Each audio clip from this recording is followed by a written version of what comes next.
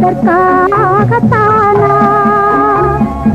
இப்படி என்று சொல்லியிருந்தால் தனியே வருவேனா? சொல்லில் விளங்காத எழுத்தில் அடங்காத சுகத்தை அறிந்தாயோ?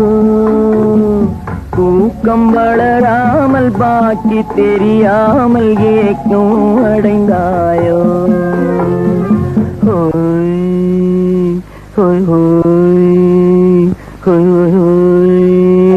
அதுவரை வந்தால் போதும் போதும், அடுத்தது என்ன